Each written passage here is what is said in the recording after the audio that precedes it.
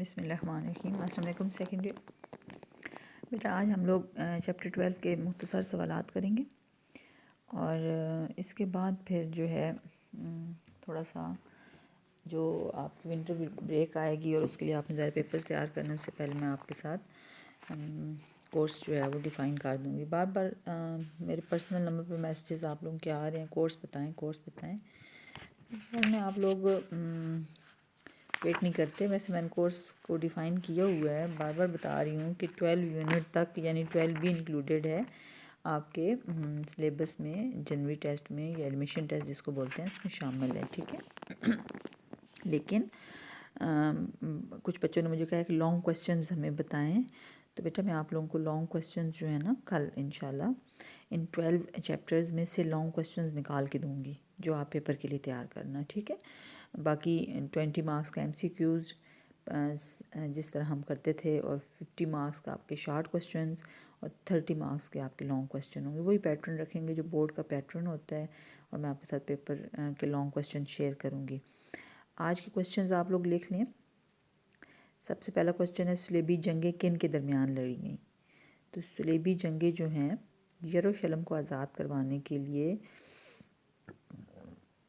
Europe کے مختلف حکمران اور وہاں سے لاکھوں رضاکار جو ہیں وہ آئے اور یہاں پہ مسلمان دنیا پہ حملہ کیا، تو اس طرح مسلمانوں اور عیسائیوں کے درمیان لڑی گئی تھیں۔ صلیبی جنگوں کی وجہ تسمیہ تحریر کریں۔ یہ جنگیں مذہب کے نام پہ لڑی گئیں اور صلیبی جنگوں کا ان کا نام دیا گیا۔ عیسائی دنیا جو تھی وہ صلیب کا نشان پہنتی تھی، صلیب کا نشان لے کے چلتی تھی، تو اس وجہ سے ان کو صلیبی جنگیں کہا گیا۔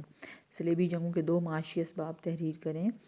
تو ظاہر ہے یہاں پہ معاشی اسباب موجود ہیں صلیبی جنگوں کے۔ سب سے پہلے تو لوٹ مار اور مال و دولت حاصل کرنے کی خواہش تھی۔ دوسرا پھر یورپ کا جاگیرداری نظام تھا جس کی وجہ سے عام لوگ جو تھے وہ دولت سے محروم تھے۔ پھر جو اٹلی کے تاجر تھے ان کا مفاد تھا، وہ تجارتی راستوں پہ قبضہ کرنا چاہتے تھے، تو یہ معاشی اسباب ہیں، 2 آپ لکھ لیں، ٹھیک ہے۔ صلیبی جنگوں کے 2 سیاسی اسباب تحریر کریں۔ تو مسلم حکومتوں میں جو زوال آیا اس کی وجہ سے یورپ کے حکمرانوں کو یہ انسینٹیو ملا، حوصلہ ملا کہ وہ اسلامی دنیا پہ حملہ کریں۔ اسی طرح ترکوں کا عروج، جو سلجوکیوں کا عروج تھا، اس کو عیسائی دنیا اپنے لیے خطرہ سمجھ رہی تھی کہ یورپ اب ان کے ہاتھ سے نہ نکل جائے، تو وہاں سے اس لیے جنگیں جو ہے مسلط کی گئیں۔ پھر بازنطینی چرچ اور رومن چرچ کے درمیان ایک معاہدہ ہوا، مسلمان حکمرانوں میں اتحاد کا فقدان تھا، ٹھیک ہے۔ 2 اسباب آپ لکھ لیں۔ صلیبی جنگوں کے وقت یورپ کے معاشرتی حالات کیسے تھے، اس میں پھر یورپی معاشرے کی جو اس وقت کے اندر مایوسی تھی، وہاں پہ جو نفرت تھی عوام کے اندر، کیونکہ دولت چند ہاتھوں میں جمع تھی، عوام جو ہیں وہ بری طرح پس رہے تھے مذہبی رہنماؤں اور سیاسی حکمرانوں کے ہاتھوں، تو ان حالات نے یورپ کے معاشرے میں اور اخلاقی طور پہ بھی وہاں پہ بہت برے حالات تھے، جرائم پیشہ لوگ ان جنگوں میں کھل کے انہوں نے حصہ لیا۔ تو یہ جو آپ نے معاشرتی حالات ہے نا، یورپ کے معاشرے میں مایوسی اور منافرت کا دورہ، عیسائی معاشرے کی اخلاقی زبوں حالی، ان کو پڑھیں اور اس کو 2 یا 3 لائنوں میں آپ نے اس کا آنسر کرنا ہے کہ کس طرح یورپ جو ہے اس وقت اخلاقی لحاظ سے بہت برا حال تھا، عوام بھی اور خواص بھی سب جو ہیں ان کے اخلاقی حالات برے تھے، صرف پیسے کے اصول کے لیے اور عورت کے اصول کے لیے وہ لوگ چل پڑے اور اتنی بڑی بڑی جنگوں میں حصہ لیا نا۔ صلیبی جنگوں کے وقت عیسائی دنیا کن مذہبی حصوں میں تقسیم تھی؟ تو 2 مذہبی حصوں میں تقسیم تھی۔ ایک طرف روم کا جو ہے رومن چرچ تھا، دوسری طرف بازنطینی قسطنطنیہ کا چرچ تھا، اور دونوں جو حصے تھے، دونوں مذہبی جو چرچ تھے نا، وہ چاہتے تھے کہ پوری عیسائی دنیا پر ان کا قبضہ ہو جائے، تو ان کے آپس کی کشمکش نے بھی اس صلیبی جنگ کو جنم دیا۔ تیسرا کی نزول کی افواہ کیوں بنی وجہ؟ کیونکہ مذہبی اسباب امپورٹنٹ ہیں، مذہبی کے نام پہ یہ جنگیں لڑی گئیں۔ تو عیسیٰ علیہ السلام جو تھے، وہاں کے مذہبی رہنماؤں نے یہ ایک شوشہ چھوڑا تھا، افواہ اڑائی تھی کہ عیسیٰ علیہ السلام جو ہیں وہ جلدی نازل ہوں گے اور ان کے آنے کے بعد دنیا سے مصائب کا خاتمہ ہو جائے گا۔ تو ان کے نزول کی افواہ کے بعد عیسائی دنیا جو ہے نا وہ چل پڑی اور لاکھوں رضاکار ان جنگوں میں شریک ہو گئے تاکہ وہ اس مذہبی جنگ میں حصہ لیں۔ صلیبی جنگوں کا پہلا فتویٰ کس نے دیا تھا؟ تو پوپ اربن دوم جو مغربی کلیسا کا رہنما تھا، جو ان کا سربراہ تھا، یہ فتویٰ اس نے دیا تھا کہ یہ مقدس جہاد ہے اور اس میں جو حصہ لے گا وہ جنت کا حقدار ہوگا۔ صلیبی جنگوں کی فوری وجہ ایک فرانسیسی راہب تھا، یہ فوری وجہ لاسٹ میں لکھی ہوئی ہے نا، ایک فرانسیسی راہب تھا، پیٹر راہب تھا اس کا، وہ عمرے ان کے لیے زیارت کے لیے یروشلم گیا اور وہاں پر مسلمانوں کے قبضے کو اس نے بڑا بری طرح محسوس کیا۔ واپس آ کے اس نے اپنے گدھے پہ پورے یورپ کا دورہ کیا اور یورپ کے عوام کو اور حکمرانوں کو اور مذہبی رہنماؤں کو اکسایا کہ وہ سب مقدس جہاد کا اعلان کریں اور اس جنگ میں حصہ لیں۔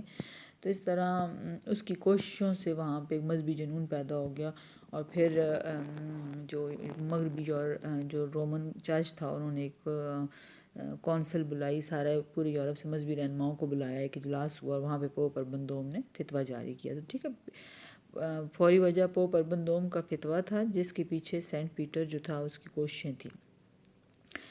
پہلی صلیبی جنگ کب لڑی گئی؟ یہاں صلیبی جنگوں کی شروع میں سب سے پہلے آپ کو ڈیٹس مل جاتی ہیں، ٹھیک ہے۔ پہلی جنگ جو ہے 1095 سے 1142 تک کے عرصے پر محیط ہے۔ بیت المقدس صلیبیوں کے قبضے میں کب آیا؟ تو 1099 عیسوی میں بیت المقدس پر صلیبیوں نے بالآخر قبضہ کر لیا تھا۔ بیت المقدس کی فتح کے موقع پر صلیبیوں نے مسلمانوں سے کیا سلوک کیا؟ تو وہ آپ پڑھ چکے ہیں، موجود ہے ڈیٹیل میں، کہ کس طرح مسلمان آبادی کو تحت کر دیا گیا، ان کے ساتھ وعدہ خلافیاں کی گئیں۔ ان کو شہر جب فتح ہوا تھا تو فدیہ کے عوض مسلمانوں کو رہا کرنے کا معاہدہ ہوا تھا، لیکن جان بوجھ کے اس معاہدے کو توڑ کے عام مسلمانوں کا قتل عام کیا گیا، ان کا خون بہایا گیا۔ بیت المقدس کی جو گلیاں تھیں نا وہ ندیاں بن گئیں خون کی، وہاں پہ اتنا مسلمانوں کا قتل عام ہوا۔ کچھ کوشچن رپیٹ بھی ہوں گے، ظاہر ہے ہم کیونکہ نور الدین زنگی، عماد الدین زنگی اور صلاح الدین ایوبی کے دور میں صلیبی جنگ کو تھوڑا سا احوال پڑھ چکے ہیں، لیکن آپ بے شک رپیٹ کر لیں، امپورٹنٹ کوشچن ہے۔ دوسری صلیبی جنگ کا فاتح کسے کہتے ہیں؟ تو نور الدین زنگی کو کہا جاتا ہے، جنہوں نے ان کے والد نے عماد الدین زنگی نے، نور الدین زنگی نے شام کے علاقے صلیبیوں کے قبضے سے آزاد کروائے۔ تو یورپ سے ایک لشکر آیا تھا لیکن اس کو نور الدین زنگی نے شکست دی۔ بیت المقدس کا فاتح صلیبی لشکر کس کی قیادت میں تھا؟ یعنی کون سا عیسائی حکمران تھا یا جرنیل تھا جس نے بیت المقدس فتح کیا تھا؟ اس کا نام گاڈفرے تھا، ایک فرانسیسی کمانڈر تھا جس کی زیر قیادت یہ لشکر جو یورپ سے آیا تھا۔ پہلی صلیبی جنگ میں بہت سے لشکر آئے تھے لیکن جو فاتح لشکر تھا وہ ایک فرانسیسی کمان تھی اس کی، گاڈفرے، اس نے یہ فتح کیا تھا اور اسی کو پہلا حکمران بنایا گیا تھا بیت المقدس کا صلیبی نا۔ صلاح الدین ایوبی نے کب بیت المقدس فتح کیا؟ تو 1187 عیسوی میں صلاح الدین ایوبی جو تھے نا انہوں نے بیت المقدس کو فتح کیا تھا 1187 کو۔ اور صلاح الدین ایوبی، یہ کوشچن ہم پہلے بھی کر چکے ہیں نا کہ بیت المقدس فتح پہ صلاح الدین ایوبی نے وہاں کے لوگوں کے ساتھ کیا سلوک کیا، تو ظاہر ہے انہوں نے ان کو معاف کر دیا، آزاد کر دیا فدیہ کے عوض، اور ان کے قتل عام نہیں کیا تھا۔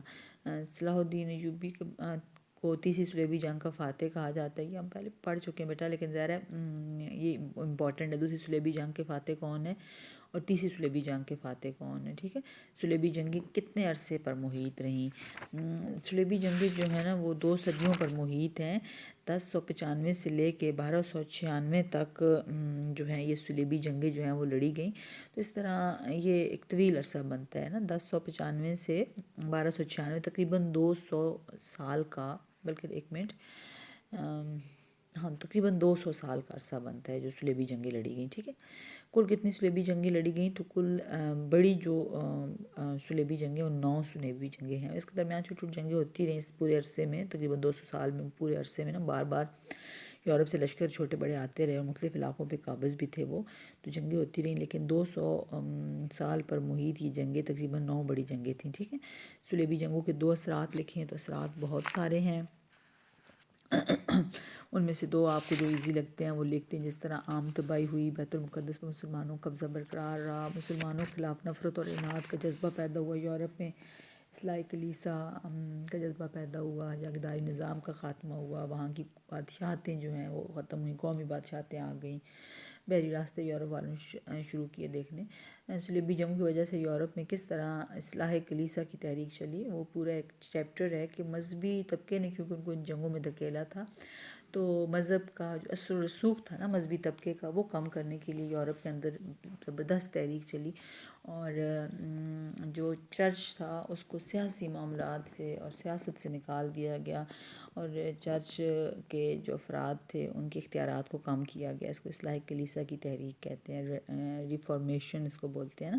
یورپ پر صلیبی جنگ کے کیا اثرات ہوئے؟ تو یورپ پر، کیونکہ یورپ اس وقت تاریکی کے دور سے تھا، مسلمانوں سے تعلیمی اور تہذیبی لحاظ سے بہت پیچھے تھا، تو جب اسلامی دنیا کے ساتھ انٹریکشن ہوا، ان کا رابطہ ہوا، تو انہوں نے بہت کچھ سیکھا مسلمانوں سے۔ مسلمانوں کے جو شہر تھے، مسلمانوں کا جو تہذیب و تمدن تھا، سمت و عرفت تھی، وہ بہت ترقی پہ تھی۔ مسلمانوں کی پکی گلیاں، حمام، بڑے بڑے مدرسے اور یونیورسٹیاں، ان سب چیزوں سے یورپ والے متاثر ہوئے، اور ان کے معاشرے میں بہت سی تبدیلیاں آئیں۔ یورپ پر نا اسلامی اثرات پر، ان کے طرز تعمیر پہ، وہ علوم و فنون کی لگن پیدا ہوئی ان کے اندر نا، ان کے جاگیرداری نظام ختم ہوا یورپ کے اندر۔ تو یہ عام اثرات تھے جو ان پہ مرتب ہوئے، لیکن اس کے ساتھ ساتھ یورپ کے اندر نفرت اور انحاد کا جذبہ بھی پیدا ہوا اسلامی دنیا کے ساتھ نا، ٹھیک ہے۔ یہ اب آپ نے سیکنڈ ایئر یہ سارے کوسچنز کر لیں۔ کل میں آپ لوگوں کو لانگ کوسچنز جتنے پیپر میں ہم ایسے کریں گے نا کہ ہر چیپٹر سے کچھ لانگ کوسچنز نکال لیں گے، جو آپ ان دنوں میں تیار کر لیجئے گا۔ اس کے بعد کیونکہ چھٹیاں بھی ہو جائیں گی، 25 کو تو ظاہر چھٹی ہے قائد ڈے کی، تو آج اور کل کا دن بنے گا، تو میں انشاءاللہ آپ کو اس حوالے سے نا گائیڈ کر دوں گی پیپرز کے حوالے سے، آپ پریشان نہ ہوں۔ کل میں آپ کو پیپر کا پورا پیٹرن اور پوری وہ گائیڈ لائن جو ہے نا وہ دے دوں گی، ٹھیک ہے جی۔ تو best of luck for your papers, بہت اچھی تیاری کریں پیپرز کے لیے، اللہ کرے کالجز کھل جائیں۔ اگر کالجز کھل گئے تو پھر تو ٹریڈیشنل طریقے سے آپ کے پیپرز ہم لے لیں گے، نہ کالجز کھلے تو پھر آپ نے گھر میں بیٹھ کے پیپر کرنے ہیں پوری ایمانداری کے ساتھ۔ اپنا ایک طرح سے نا سیلف رسپانسبلٹی ہے اب آپ پہ۔ وہ ایک چیز ہوتی ہے نا کہ ہم تنہائی میں بھی کوئی غلط کام نہیں کرتے، کیونکہ ہمیں یہ احساس ہوتا ہے کہ اللہ دیکھ رہا ہے، تو یہ احساس ہمارے اندر بہت پختہ ہونا چاہیے۔ بینگ اے مسلم ہمیں بہت ایمانداری سے کام کرنا چاہیے۔ جب آپ سے ہم کہتے ہیں کہ کتاب کھول کے اور یا کوئی بھی انفیئر مین یوز کر کے پیپر نہیں دینا، تو اس مین کہ اب آپ کی یہ ذمہ داری ہے کہ آپ بڑی ایمانداری کے ساتھ جو پیپر آئے بیٹھیں، جتنا آتا ہے کریں، اور اس کو اسی طرح اپنا سینڈ بھی کریں اور جمع بھی کالج میں کروا دیں۔ تو بہرحال یہ ایگزامز جو ہیں وہ جہاں پر آپ کے نالج کی اور آپ کے جو ایک تعلیم ہے نا اس کا ججمنٹ ہوں گے، وہیں پہ آپ کے ذاتی کردار اور صاف اور آپ کی ایمانداری کی بھی ججمنٹ ہوں گے۔ تو بہرحال آپ پڑھیں، اچھی طرح سے تیاری کریں۔ ہم نے جتنا کورس کیا ہے یہ سارا پیپرز میں انکلوڈ ہے، ٹھیک ہے۔ میں کل آپ کو لانگ کوسچنز اس کے کروا دوں گی، سارے بتا دوں گی کون کون سے ہیں۔